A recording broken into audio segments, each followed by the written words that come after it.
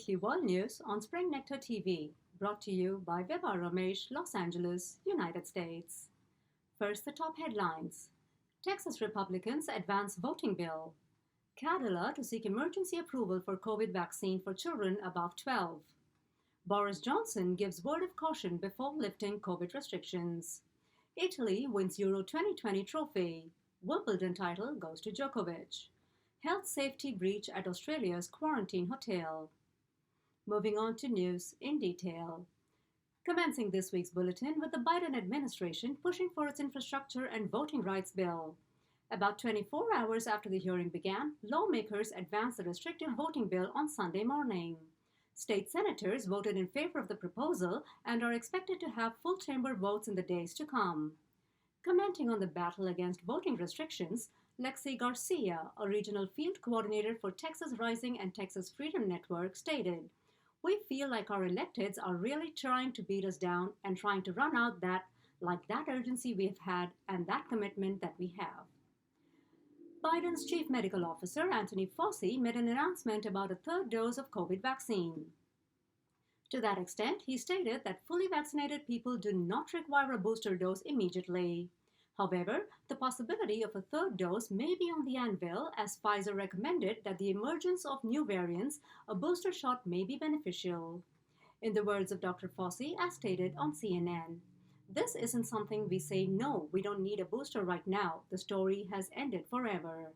There's a lot of work going on to examine this in real time to see if we might need a boost.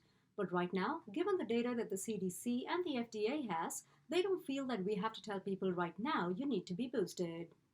Moving on, the increasing death toll from the Miami condo collapse has left more families grieving the loss of their dear ones. According to the latest numbers, 97 people have died and 14 people are still unaccounted for. While the exact cause of the collapse is yet to be determined, authorities are launching a jury based on the complaints and nearly 6 lawsuits filed by families. Meanwhile, Northern California is reeling under the wrath of excessive heat and widespread fires. 2 lightning-triggered fires set off the largest wildfire of the year as the blaze doubled in size over the weekend. The blaze was seen 45 miles north of Lake Tahoe. Sources say that the predominant reasons for the uncontrollable fires include severe drought, blazing temperature hitting almost 130 Fahrenheit, and human-induced climate crisis. Over to India. Zydus Cadila, a leading pharmaceutical company, seeks approval for its COVID vaccine for children above the age of 12. Subsequently, the company has submitted data to the Subject Expert Committee of India's drug regulator. The data provided for consideration of approval has details about the testing of the vaccine on adults as well as children over 12. If the SEC finds the results of the Phase 3 trials of the vaccine satisfactory, they would authorize the use of the vaccine for emergency use. Here's what an official said. "The preliminary assessment of the application submitted by the company is going on, and we have sent it to the SEC for further consideration. The SEC will be meeting in the coming week. Representatives of the company will also be asked to make presentations." And the coronavirus dashboard as of Thursday recorded 41,806 new cases and 581 deaths in the last 24 hours. That said, the recovery rate has increased to 97.28%.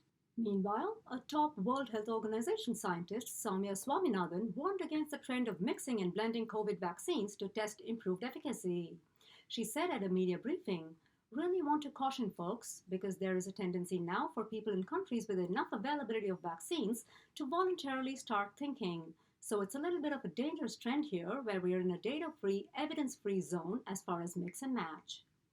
And on the political sphere, foreign ministers of India and China discussed outstanding issues, especially on the lines of the line of actual control, at a meeting held by Shanghai Cooperation Organization on Wednesday.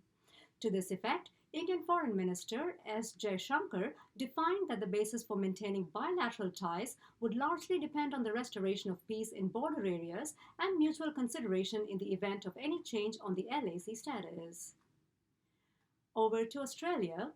Data reveals several leaks in the country's quarantine system.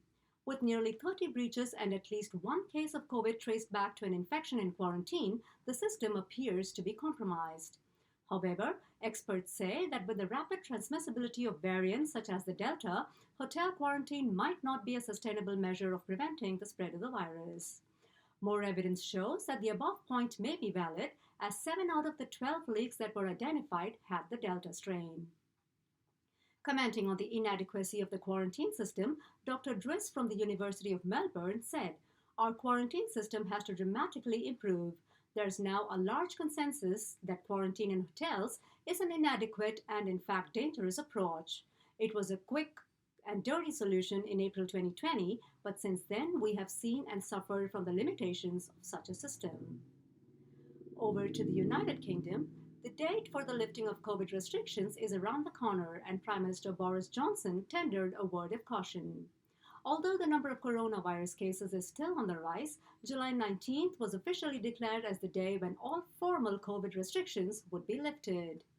In that context, Boris Johnson will still recommend and urge the people to use masks in crowded, enclosed spaces, even as all statutory restrictions ranging from social distancing to business capacity to mask mandate will be lifted. Addressing a conference at Downing, he said, "It is absolutely vital that we proceed now with caution, and I cannot say this powerfully or emphatically enough. This pandemic is not over. This disease, coronavirus, continues to carry risks for you and your family. We cannot simply revert instantly on Monday, 19th July to life as it was before COVID." With an expected record of about 1,000 hospitalizations per day, the move to unlock restrictions comes with a warning from the government, and sensible judgment of the usage of masks and social distancing lies in the hands of the public. As told by the Vaccines Minister to Sky News, the guidelines that we will set out tomorrow will demonstrate that, including guidelines that people are expected to wear masks in indoor enclosed spaces and, of course, to remain vigilant. Moving on, for the first time in 30 years, Cuba witnesses huge mass demonstrations. Thousands of protesters took to the streets demonstrating against food shortages, high prices, and communist rule. Mobile internet and on-the-go texting spread news of the protests like wildfire, and what started in the morning in Palma Soriano and San Antonio de los Baños spread to Havana by afternoon. One of the protesters stated, "I'm here because of hunger, because there's no medicine, because of power cuts, because there's a lack of everything. I want a total change, a change of government, multi-party elections, and the end of communism," he said. With the intervention of the police, violence ensued as protesters were beaten up and hurled into police cars, even as they retaliated in equal vigor. And by Tuesday, over 140 Cubans were detained. Amongst the people detained was a journalist of Spain's leading newspaper. Demanding the prompt release of the journalist, Spain's foreign minister said, "Spain defends the right to demonstrate freely and peacefully and asks the Cuban authorities to respect it. We unconditionally defend human rights." Meanwhile, in South Africa, complete unrest and chaos has been the order of the week as Zuma supporters thronged the streets with violent protests. It all started when former President Jacob Zuma turned himself into the police to serve time. Supporters have resorted to violence and looting in the name of protests. The uncontrollable riot called for the deployment of soldiers to assist the police in restoring peace and safety. To this extent, nearly 25,000 soldiers have been put on the task of clearing unruly crowds and preventing mob activities that are especially prevalent in malls, clinics, warehouses, and factories. Sources say that despite the twin measures of keeping strict vigilance by police and soldiers, as well as urging the public not to take the law into their hands, protests have taken an ugly turn, killing at least 72 people. Following up on the assassination of Haiti President, investigation into the killing of Jovenel Moïse on July 7th revealed that he was shot by members of a Colombian hit squad. Although Police Chief Leon Charles believes that they were foreigners that came to their country to assassinate their president, politicians and reports from the media cast a strong doubt over his belief, as one opposition politician said on Friday that the president was assassinated by his own guards, not by the Colombians. Fears of another stage of social unrest lurks high due to the contradicting theories over Moïse's assassination. And as per the latest news, a fired government official and a convicted smuggler have been added to the suspects list. Over to the climate scenario. Recent studies reveal that about 1 billion tons of carbon dioxide a year emanates from the Amazon rainforest. According to researchers, the emissions have accelerated over the years and are primarily caused by fires. Other contributing factors besides fire is soaring temperature and drought.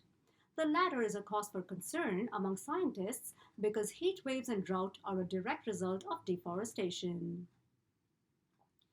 Ending this week's news report with news from the sports field. The sixth Wimbledon title went to Novak Djokovic. He beat Matteo Berrettini 6-7, 6-4, 6-4, 6-3 in the finals that took place on Sunday. And Euro 2020 ended on July 11th with Italy bagging the championship trophy against England. With that, we come to the end of this week's news bulletin. I'll see you again next Friday with more world news on Spring Nectar TV. Have a great weekend.